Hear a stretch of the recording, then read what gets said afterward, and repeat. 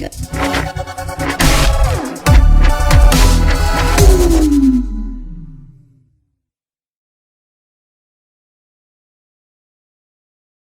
everybody, it's Benny1 and I'm back at you with a ranking video, and we are ranking all 13 Star Trek movies. I'm a little late to doing this. I usually do these not pretty much right after I'm done reviewing all the movies in the franchise, but I've been busy doing other stuff too on top of other videos, but we're finally going to get to it, everybody. I have reviews up for all these movies, so I'm just briefly going to talk about each movie in the ranking. So if you want more of an in-depth review of each movie, the reviews are all up on my channel already if you're interested. And remember guys, this is my list. It's just how I view these movies, how I enjoy them, and where I want to place them. We all have our different views on movies. It's okay. I want you guys to share down in the comments what yours are.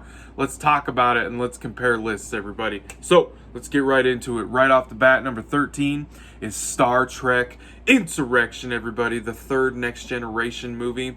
And honestly, I just find this movie boring, and it literally just seems like an extended episode of the Next Generation TV show with a bigger budget. That's basically all I have to say about the movie. So that was number 13. Number 12 is going to be Star Trek V, The Final Frontier, everybody.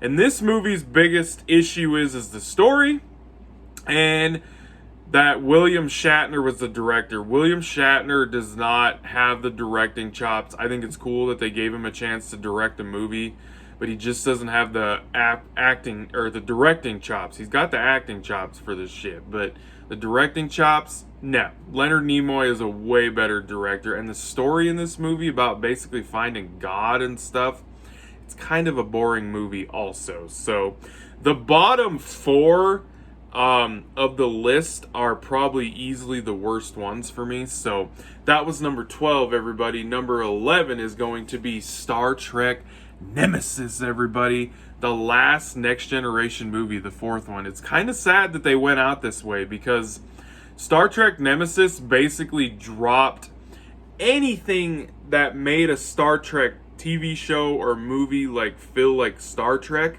and they just dropped it all for straight action. And we got a younger Tom Hardy playing basically supposedly a clone of Patrick Stewart's Picard, which they don't really look alike, so they tried to make them look alike. So, but yeah, it dropped all the Trek stuff and just went pure action, and it did not work out. So that was number 11. Number 10 is going to be Star Trek the Motion Picture, or as some people call it, the slow motion picture. It was the first Star Trek movie, and it doesn't have a whole lot going on in it. It doesn't. It's pretty slow paced story. I do enjoy the movie though. It kind of reminds me of 2001: A Space Odyssey a lot, but it's the movie that you get a lot of glory shots of the Enterprise, because it was their first big budget live action movie after the TV show. It was hot off the heels of Star Wars, because Star Wars was super popular. So, but it's a really slow burn of a movie. So that's why it's at number 10 for me. So the rest of the movies on up, I actually think I thoroughly enjoy, and I think are all entertaining movies. The bottom four are easily the worst ones in the franchise for me. So number 9 is going to be Star Trek Generations, everybody. And this is the first Next Generation movie, and it's where they bridged the original cast, like 6 movies, with the Next Generation crew from the TV show, because we actually get to see like some of the old cast mixed in this movie. Mainly William Shatner's Captain Kirk gets to interact with Picard. That's about it. The movie's okay. The story's decent enough, but as a first outing for the Next Generation crew, I think the movie split a little bit of the focus with the original cast still, even though they were done making their movies. So, but it's an okay movie. We get to see the Enterprise from the Next Generation show in it. It gets destroyed, of course, because they love destroying that ship in these movies, but it's an okay movie. It's got a decent story, okay villain, And it's nice just to see the next gen crew get a live action movie. It really is. So that was number 9. Number 8 is going to be Star Trek Into Darkness, everybody. The second Kelvin timeline movie, everyone. It's the worst one out of that trilogy, I will say, but that's not saying it's a bad movie, because it is a good movie. Freaking Benedict Cumberbatch's Khan, I think the guy did a great job playing a different iteration of that character, because this is a retelling of Star Trek II, The Wrath of Khan. It's not nearly as good as that movie, obviously, but they had the freedom to go back and retell this in a different way, because the Kelvin timeline created a different timeline. So it's got lots of action, lots of J.J. Abrams shit in it. It's fast-paced. It's got the Star Trek stuff in it, but it does lose a little bit of what Star Trek is, with focusing more on the action side of the things. And it doesn't really take place out in space that much. It's really, a lot of it's on Earth, so that kind of affects the Star Trek movie for me somewhat, I will say. So that was number 8, everybody. Number 7 is going to be Star Trek 3: The Search for Spock, everybody. This, you know what, the second Star Trek movie, the third Star Trek movie, and the fourth Star Trek movie, they're like a trilogy. They tell one complete little story, and the movie is pretty simple. They literally find out that Spock got sent down to Genesis and he was born again and recreated. So it's basically just the whole point of them going to find Spock, search for Spock, and get him back and take him to Vulcan. It's got a very simple story. Some of our cast members from Star Trek 2 got recast, but it's an okay Star Trek movie. I think it's kind of fun. I like the fact that Kirk and everybody, they steal the Enterprise and they basically become they're being followed by Starfleet and shit, and they want to arrest them and stuff because they basically broke a bunch of goddamn rules and stole the Enterprise, and the Enterprise gets blown up. Christopher Lloyd is a Klingon, so it's a entertaining movie, and Leonard Nimoy is directed the movie. It was his first directorial debut in the Star Trek movies, and he does a good job directing them. So that was number 7, everybody. Number 6 is going to be Star Trek First Contact, everybody. That's right, the second next gen movie, the best next generation movie, and it takes the freaking best shit from the next generation show with the Borg and grows the mythology with the Borg, and we get a time travel movie where they go back to First Contact with the Vulcans and all that stuff. It's a very entertaining movie. Great action, great Trek shit. It's paced well, the story's great. Easily the best next generation movie. So that's why that one's at number 6.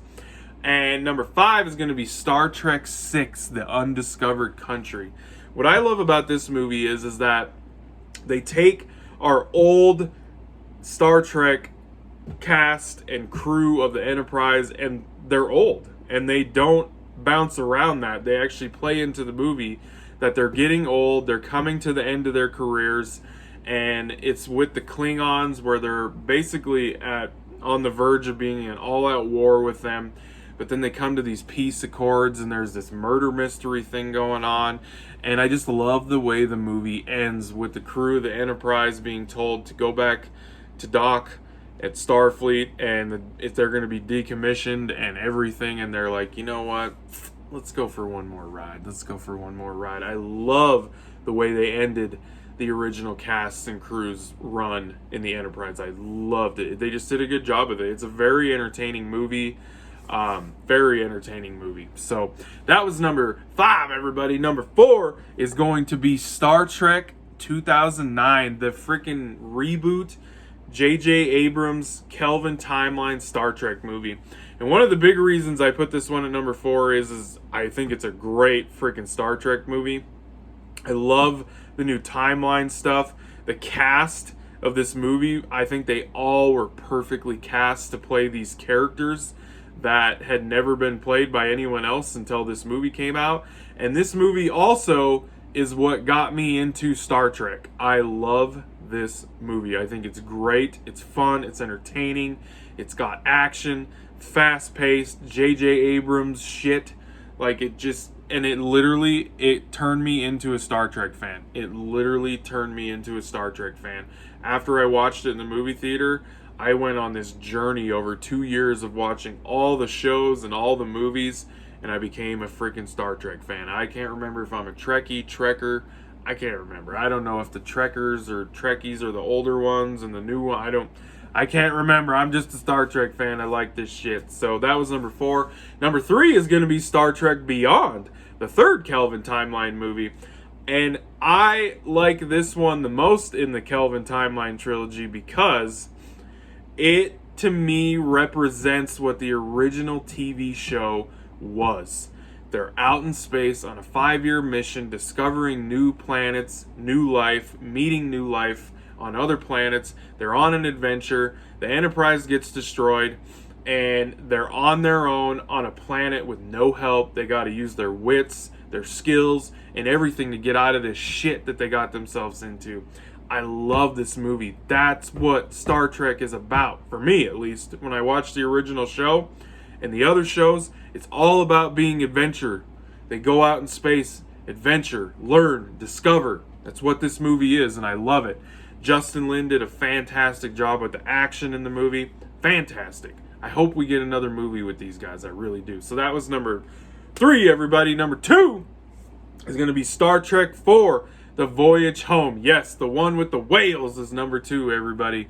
This one, they're on the run. They got Spock back. They're heading back to Earth, Starfleet, to face the consequences of stealing the Enterprise and breaking a bunch of rules for their friend. But they don't care.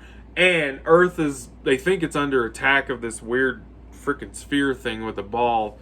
But they've realized that they need to go back in time and get some humpback whales in 1986. And you get some fun-ass stuff with the Enterprise crew in 1986 in San Francisco, way before Starfleet existed or anything. They're all fish out of water. It's just a fun, lighthearted Star Trek movie. Yes, there's not a lot of Star Trek stuff in space, and they're down on Earth in the 80s, but it's such a fun movie. It's funny.